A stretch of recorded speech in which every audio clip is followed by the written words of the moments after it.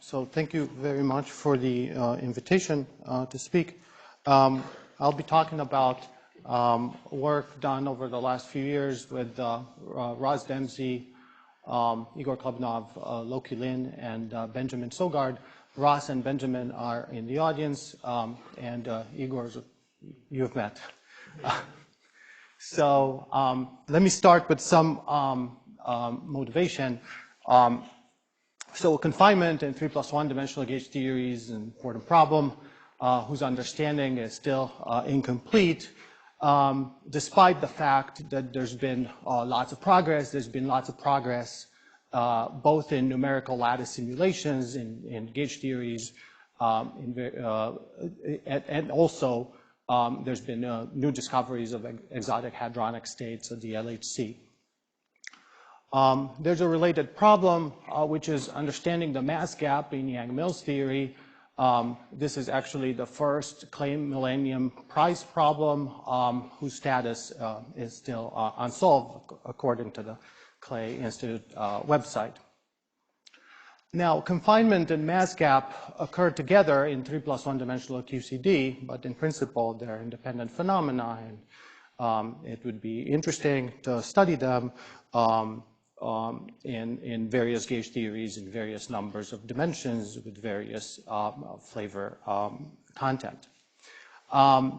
So in this talk, unlike the previous talk, which went up in dimension, I'll go down in dimension pretty drastically to 1+1 dimensions. So I'll talk about 1+1 dimensional gauge theories as models for higher dimensional gauge theories.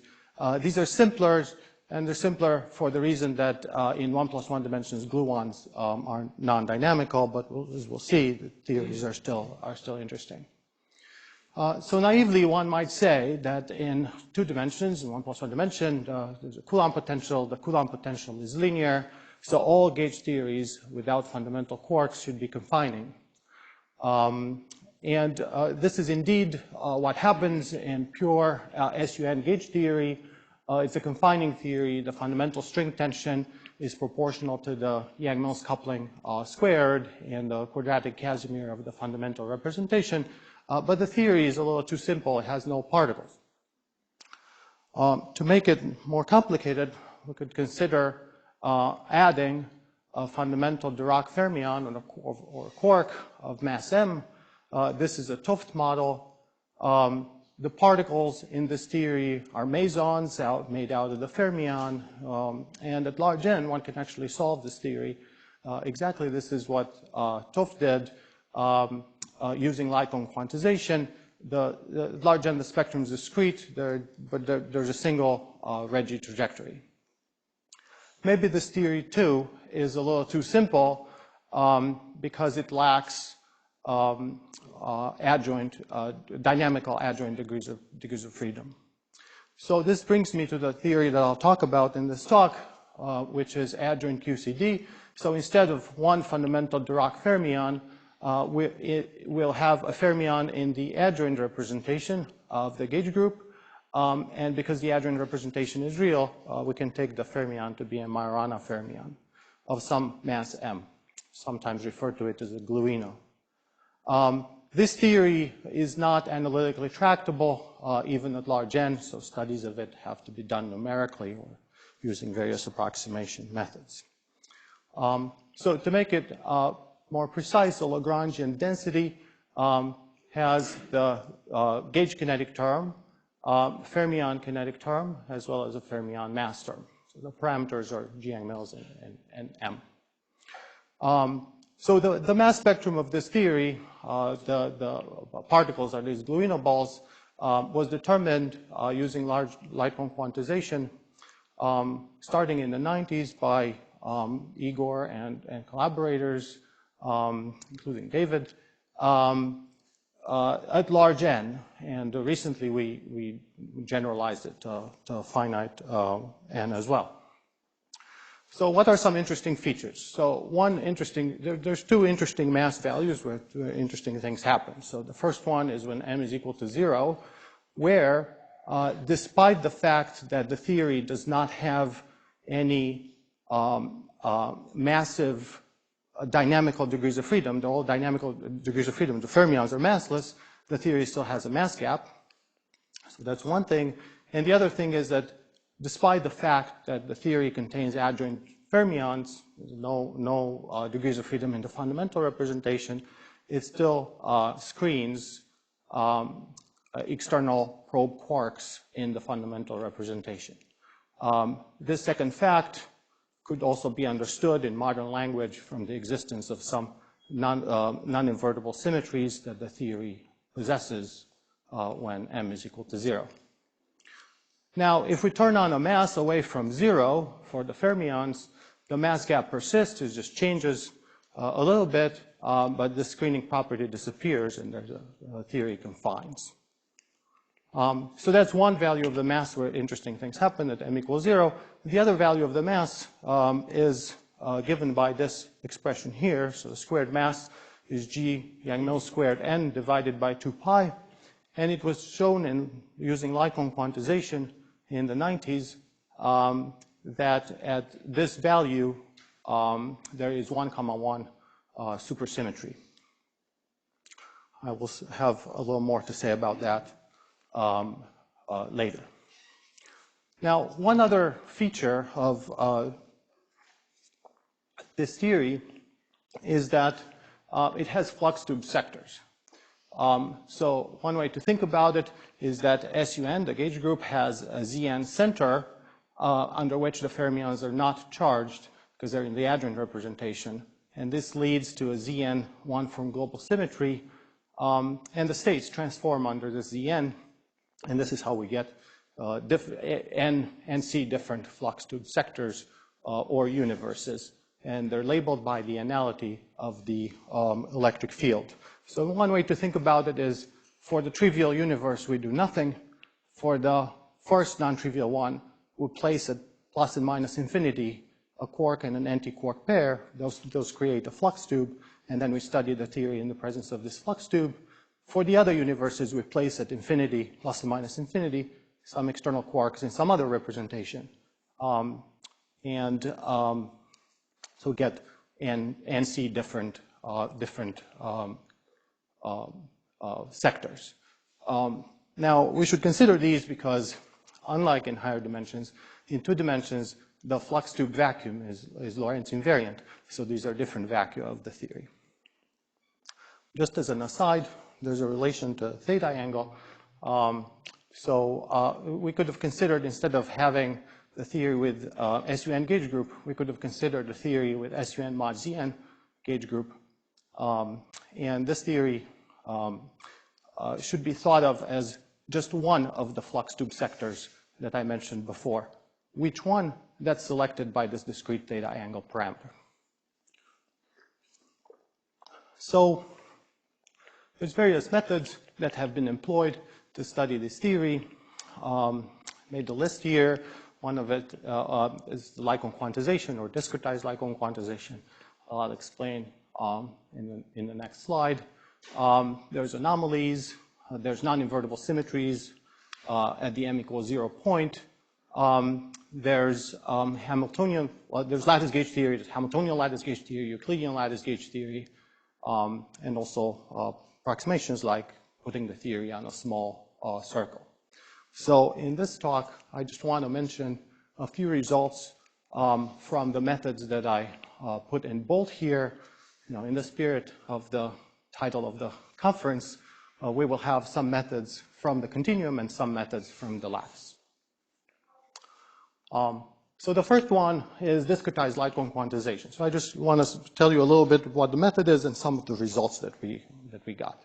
So discretized Lycon quantization, you should think of x plus t plus x over root 2 as time, x minus t minus x over root 2 as space, and perform canonical quantization. It is customary to choose the gauge where A minus is equal to 0, and to write the fermion psi as 2 components, little psi and little chi, in the chiral basis, so these have definite chirality. And then if you plug this ansatz into this choice into the action, you'll notice that the other component of the gauge field A plus, as well as one of the components of the fermion, namely chi, are not dynamical. They don't have any time derivatives. so they can be eliminated using the equations of motion, and then the only thing that remains is this psi component of the fermion, and everything can be written in terms of it. To study this theory numerically, one has to do some discretization. So one way to do it is to compactify the x minus, the space direction, into a circle of radius L. And in order to avoid fermion zero modes, one can use anti-periodic boundary conditions for the fermions. So effectively, one expands the psi in terms of Fourier modes on the circle, and the coefficients are some b and b dagger. B are annihilation operators, b dagger are creation operators that can be used to build up the Hilbert space. And then everything can be written in terms of these b and b dagger. So the momenta p plus and p minus, or the mass squared operator 2p plus p minus, can all be written in terms of b and b dagger, and one can try to evaluate them numerically. Now, p plus and p minus commute like any two components of the momentum. So one can work at some fixed p plus, which is, can write it as k over 2L, so k is the units of momentum in the compact circle. And at fixed k, there would be finitely many states. One should think of k as some resolution parameter, so in order to obtain the results that correspond to the continuum, one should send k to infinity. So there's finitely many states at fixed k, so one finds finitely many eigenvalues for the m squared operator, for example. Large n is simpler because the single trace sector decouples, so one can start with that. And this is an example of that. So one obtains plots that look like this. So this is m squared in units of g squared n over 2 pi, plotted as a function of 1 over k. So one should extrapolate to k goes to infinity, which means to the left of this plot. So find some trajectories that look like this, and then we can try to extrapolate them to the left, where they intersect the y-axis, and that's the spectrum of the theory. So this was done in the 90s, but now with much better computers, we can go to much higher k than was possible back then. So for example, for k equal 41, like the largest diagonalization we did was 9 million by 9 million matrix. Well, we didn't find all the eigenvalues, but you can find the lowest few. This theory, the lightest particle is a fermion with mass squared 5.7 in these units, and then there's a lightest boson with mass squared about 10.8 in these units. This is what it looks like. Now, this is large n. I said we're able to go to finite n. So at finite n, the main challenge is that there's SUN trace relations. So not all the states that you write down by acting with b daggers on the vacuum will have non-zero norm. Some of them will have a zero norm. And it's important to figure out what these trace relations are very efficiently. The reason being that there's a lot of them. So for example, at k equals 35, at large n, we have about a little over 3 million states. But then if we think about n equals 2, so some of these states will be null, and some of these states will be physical at finite n. So for n equals 2, there's only 350 of them that are physical. The rest are null. For n equals 3, there's about 20,000 of them that are physical. The rest are null. So one has to figure out a way to see efficiently which ones are the physical states and just work with those. It's not very efficient to work with all 3 million of them. Anyway, but we're able to do that. So for n equal 2 and n equal 3, these are the analogous plots. And I guess one of the maybe surprising things about it is that the masses of the low-lying particles don't change that much. So if we look at the lowest ones, it's still 5.7 and 10.8. For n equal 2, the next fermion with the mass squared of 17.2 in these units disappears because of the trace relations, and some other states disappear. But the lowest ones seem to be there for all n. So very small 1 over n corrections. So that's about the massless theory. Now, I mentioned that, just one more thing about DLCQ. I mentioned that at this value of the mass, there's 1, 1 supersymmetry, and one can find this analytically. One can figure out what the supercharge is. But we can also see it numerically. So this is an example for the SU2 theory, where I plot the masses of the lowest 2 particles as a function of m squared, the squared mass of the fermion. So at little m equals 0, we have this 5.7 and 10.8, and then these change, and precisely at this value of the mass, they become the same.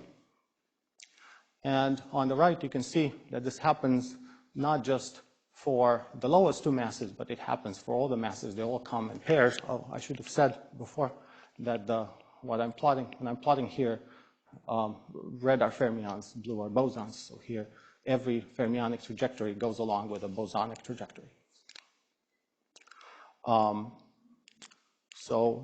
This is what I wanted to say about some of the new results using DLCQ. The main thing is we could go to finite n. But DLCQ actually has some challenges. One of them is that it's very hard to see anything, to learn anything about the vacuum structure. The vacuum is sort of trivial in DLCQ, so it's hard to see VEVs. It's hard to see degeneracies of the ground state. And another thing that's hard to see is how about the universes or the flux tube sectors that I mentioned before. Actually, I mean, you could ask which flux tube sector were the results that I showed you for. In order to understand these things better, we tried a different method, which is a lattice method. So just put the theory on a lattice, a discretized only space. Well, have a lattice discretization. So when we talk about lattice gauge theory, we have usually think about Euclidean lattice gauge theory, like in the previous talk, where we are in the Euclidean signature, and we discretize both space and time. There's another version of lattice gauge theory, which is Hamiltonian lattice gauge theory, where we discretize only space, keep time continuous. Because of that, so this becomes a quantum mechanics problem with some Hamiltonian H. Now, let me advertise advantages of this Hamiltonian approach compared to the Euclidean, so people should work more on this. So one advantage is that there's less fermion doubling. There's no sign problem, it's just a quantum mechanics problem. There's access to real-time dynamics. We have some continuous time. We can see how states evolve in time. And perhaps, I don't know, maybe the most exciting these days would be that it's well suited for quantum simulators. One can play such a discretized theory on some quantum platform like old atoms or quantum computers. Well, not right now, but maybe in the future. So what are the ingredients for putting this theory on the lattice? So we have the fermions and we have the gauge fields. So for the fermions, we have Majorana fermions on the lattice sites. So these fermions, I'm noting them by chi. N is the lattice site, and A is the adjoint index. It goes from 1 to nc squared minus 1. And then we have gauge variables on links. So for the fermions, these chi's are Majorana fermions, so they're not creation annihilation operators. So the way to think about them is to notice that this is the same as the Clifford algebra in a very high dimensional space. So then you can just think of these chi's as gamma matrices acting in some spinor representation, and the spinor representation is our Hilbert space. Now on the links, we have SUN valued operators, UN. So on each link, you should think of integrating, of taking e to the I integral of the gauge field from one side to the next, and we get an operator that's valued in SUN. And then this comes with a, so it's an exponentiated version of the gauge potential, and it comes with the canonically conjugate variables, which are the electric fields. In this case, because it's non-abelian, there's two electric fields one can define, one at the left of the link and one at the right of the link. 10 minutes, okay.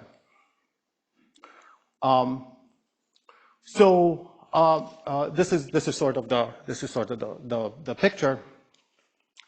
We have the fermions on the sites and the gauge variables on the links. So how do we get something like this from the continuum theory? The idea that avoids doubling is staggering.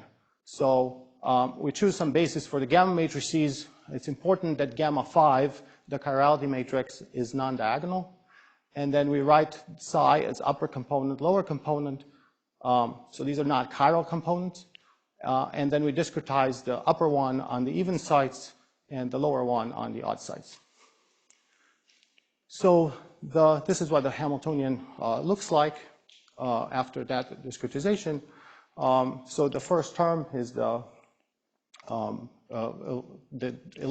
energy density in the electric field. Then the next term over here corresponds to the fermion kinetic term, and this term over here corresponds to the mass term. So here, UN, just to explain the symbols. So A are adjoint indices, and UN is a group element, but the group element, we can write it in any representation we want, so this is written in the adjoint representation. Now, this is the model. Any gauge theory in the Hamiltonian formulation should come with a Gauss law. The Gauss law is that the discretized derivative of the electric field is equal to the charge, and this is the charge. So anyway, I didn't explain this in a lot of detail, but I just wanted to show you what the model is. It's an interesting model. It has analogs of anomalies of the continuum theory. That's interesting to study. But what I want to show you is just a few numerical results. So, so far we did mostly exact diagonalization. And as you might imagine, the Hilbert space dimension grows very fast. So the largest matrices that we diagonalize are like 1 million by 1 million for SU2, and that gets us up to 12 sites, and 10 million by 10 million for SU3, and that gets us up to 6 sites. So not very many, but the results are good. For example, for m equals 0, we could figure out from this the lowest bosonic and the fermionic states, and from that extract the masses of the lowest fermion and the lowest boson, and in units of root NC in Yang-Mills. This is 0.95 for SU2, 0.98 for SU3 for the fermion, 1.29 for SU2, 1.22 for SU3 for the boson. And this is in good agreement with the DLCQ values that I mentioned before. Before I gave the values of m squared, but written like this would be 0.95, and this would be 1.31. Surprisingly good. I mean, for SU3 is just 6 sites. Well, hopefully in the future we can do better. So that's one thing, just to see that this model actually reproduces what we know. But in this approach, we can do things that we couldn't do in DLCQ.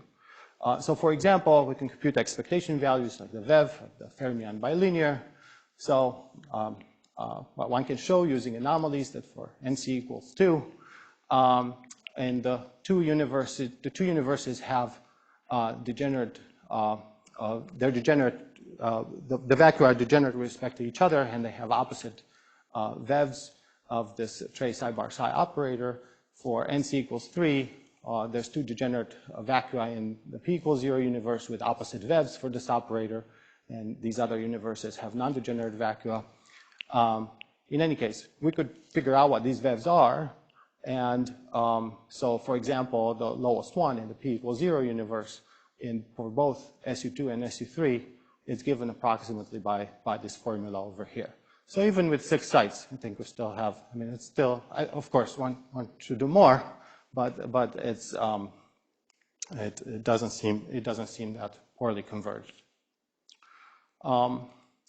Another thing I want to show you is for the string tension. So this is not with exact diagonalization. We sort of started implementing some DMRG analysis of this model, and that's sort of needed for this.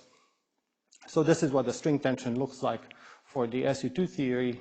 So it starts at 0, and then it grows with the mass. At very large mass, it approaches the value from the that one expects in Yang-Mills theory. So this is this plot is sort of a work in progress, but we can get things like this. 5 minutes, okay. So one last plot about this method. So also for NC equal 2, again with the exact diagonalization. So here I'm plotting the energy difference between the ground state and the lowest state of opposite fermion parity. So for example, if the ground state is bosonic, then I'm plotting the energy of the lowest fermion. So that would correspond to the mass of the lowest fermion. And there's different things here. So one thing is these black dots. This is the result from DLCQ. And the red circles are the lattice results for the p equals 0 universe. And squares are the lattice results from the p equal 1 universe. So you can see that the DLCQ values agree with the p equals 0 universe pretty well. But this is to answer the question of what does DLCQ actually see? Well, it sees the trivial universe. What's interesting in the lattice approach is that we have access to the other universe, and this is a completely different spectrum. And we can see that at some point over here, it becomes gapless. And that point is the point where there's supersymmetry in the p equals 0 universe. So in the p equals 0 universe, I just plotted the mass of the lowest fermion. There's, of course, a boson that it's a little higher, but at this point over here, where this is a supersymmetric point, it intersects this line and becomes degenerate with it. So the lesson is light cone quantization seems to apply only to the trivial universe. And then what's happening here? Well, at this supersymmetric mass, we expect, so it's supersymmetric, we expect the p not equal to 0 universes to have some non-zero vacuum energy. So that would mean the supersymmetry is spontaneously broken. So there should be a massless Goldstino, and this is the mass gap going to 0. That's the evidence for this massless Goldstino. So this is what I wanted to say about this. There's just one little thing that if I have a few more minutes, I can say, which is that supersymmetry at this value of the mass seems a bit mysterious. So for example, there are no supersymmetry transformation rules that one can write down for the original Lagrangian. This was all shown using light cone quantization after some gauge choices and integrating out some fields.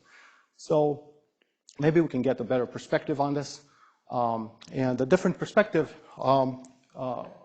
we can obtain it from the opposite regime, which is take adjoint QCD and put it on a very small circle of circumference L. So this is, again, in the continuum, not on the lattice. So when m is equal to 0, this small circle effective theory was studied in the 90s by these authors, assuming anti-periodic boundary conditions for the fermions, where the effective degrees of freedom are the Cartan components of the holonomy. One can also try periodic boundary conditions for the fermions, and this is what I'll show you, where here the effective degrees of freedom are not just the Cartan components of the holonomy, but also the Cartan components of the position-independent fermion modes. Because the fermions are now periodic, so that mode exists. So work in the limit that's interesting is with G Yang-Mills times L goes to 0, m times L goes to 0, with m over G Yang-Mills fixed. So what does the theory look like? Well, the holonomy acquires some effective potential for integrating out the massive modes, and for periodic boundary conditions, the effective potential is this. And now the idea is, well, we take the effective potential, it has a minimum, we just expand it around the minimum, it's of course going to be a harmonic oscillator. So because we can put the holonomy in the Cartan, we have, and the Cartan is NC minus 1 dimensional, we have NC minus 1 bosonic harmonic oscillators. But we also have NC minus 1 fermionic oscillators, or two-state systems, from the spatially constant modes of the fermion. So the leading order, the effective theory looks like this. So this is Q are the bosonic variables coming from the holonomy. Chi are the fermionic variables coming from the fermions. This is a bosonic harmonic oscillator and the fermionic harmonic oscillator. This potential is obtained from expanding this function, V effective of omega. And now, so the bosonic harmonic oscillator has frequency G-Yang-Mills times square root of NC over 2 pi, and the fermionic harmonic oscillator has frequency absolute value of M. So it's not surprising that there would be supersymmetry in this theory when the frequency of the bosonic oscillator is equal to the frequency of the fermionic oscillator. And surprisingly, this gives exactly the same value for the mass as was obtained in light cone quantization. So light cone quantization was in the opposite regime, where the theory was on the infinite line, and the theory is supersymmetric at this value of the mass. And now if I put the theory on a small circle, it's going to be supersymmetric also at this value of the mass. And we can do this, we can obtain corrections to this expression, and I have them in a backup slide if you want to see them. We checked up to the first 5 orders in G-Yang-Mills times L, in the G-Yang-Mills times L expansion, that the effective action is supersymmetric precisely at this value of the mass. So this suggests that perhaps there's supersymmetry for all circle lengths. This suggests that probably there is a way of figuring out some transformation rules without using light cone quantization. So one can also obtain the spectrum.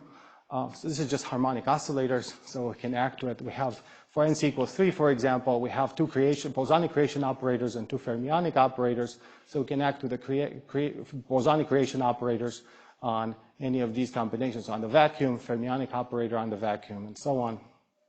And what's interesting is that both the fermionic and bosonic oscillators, if we want to see how the states are split between the various flux tube sectors, the fermionic and bosonic oscillators have all possible Zn charges except for 0. So well, we can make pictures like this. And then, for example, we can take M equals 0. The states look like that. Or M equals the supersymmetric mass. The states look like that. And for example, here we can see that the P equals 0 universe, the supersymmetry is unbroken. There's just a unique ground state and then excited states paired up. And the other 2 universes, the ground state is doubly degenerate, so supersymmetry is spontaneously broken. So I should end. So in conclusion, adjoint QCD2 is an interesting toy model that can be studied using a variety of methods. At M equals 0, it is gapped and screens pro-fundamental quarks. And at M equals the supersymmetric value, it is supersymmetric. For the future, you can do various generalizations, multi-flavor models, matter in other representations, 4 Fermi interactions, other things. We can try more efficient numerical algorithms like DMRG. We're working on that.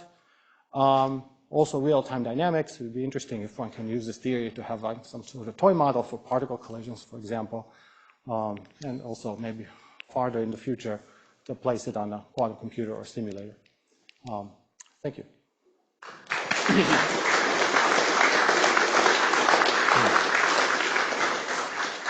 Yeah, thanks a lot.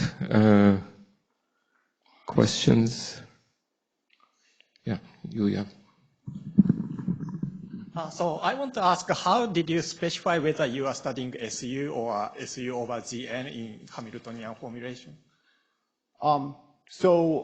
It's about which representations of SUN are allowed on the links. So if you want to study SUN, you allow all representations. If you want to study PSUN, then you allow only the representations of a given anality. Which anality that is depends on the discrete theta angle that the theory has as a parameter that needs to be specified. And looking at which states appear in diagonalization, you specify which P appear. That's correct, yeah.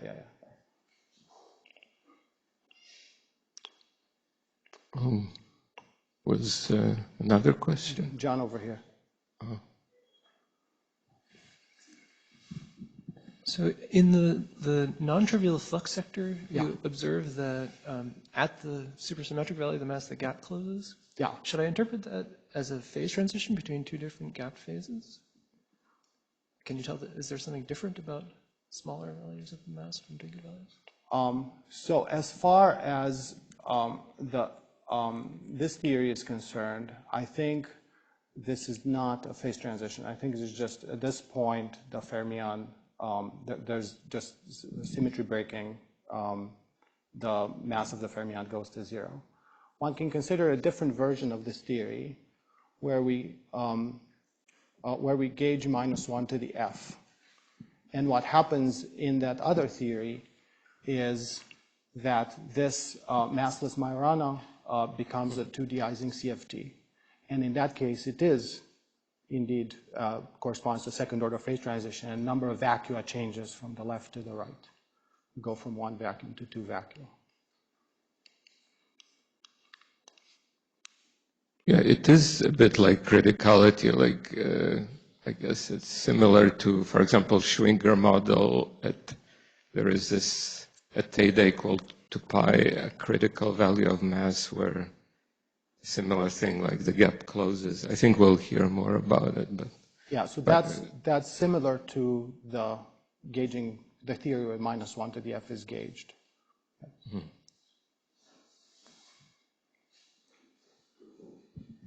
So I just wanted to ask about this plot as well. So is the difference between the DLCQ and the lattice trivial sector, is that really that I should think about DLCQ as seeing some dominated by the trivial universe, but some contamination from the other ones? Or is that kind of something that will go away in the limit of numerics somehow?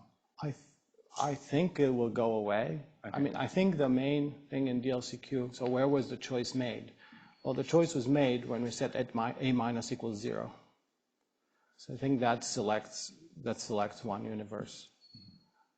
So because of that, I think this difference will go away. I think here, so they match very well in this region. They match very well at m equals 0. They don't match so well over here. I think we believe that's because the DLCQ results maybe are not as accurate there.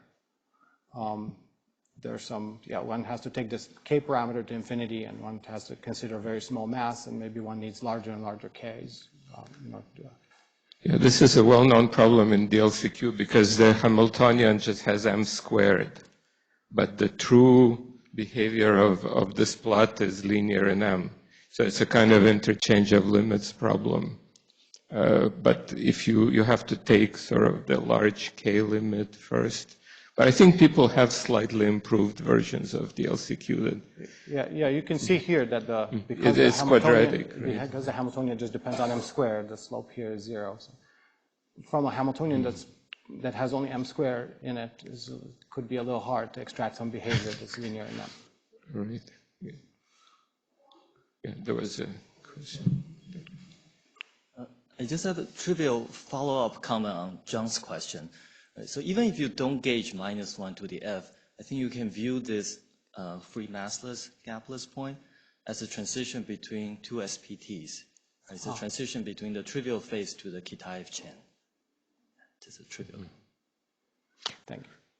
Yeah, one comment about this point is that we basically see that the string, the QCD string, is really described by a massless Majorana fermion.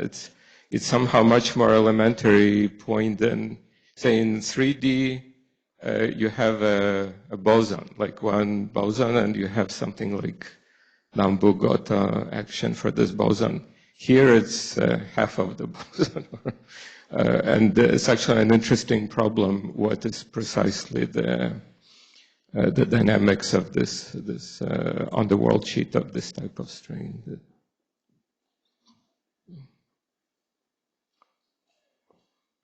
Any more questions? Or? Yeah, just one comment, like all these numerical results were really done on this circle, right? The exact diagonalizations Except for the string tension plot that I showed. Right. Yeah, except for this plot. Everything else was on a circle. Yeah, so they lend themselves to comparison with this small circle. But in principle, when you go to a segment, then with DMRG you can get like better results. But we haven't done this yet for the most part. No. Okay. Well, if there are no more questions, let's thank Silviu again.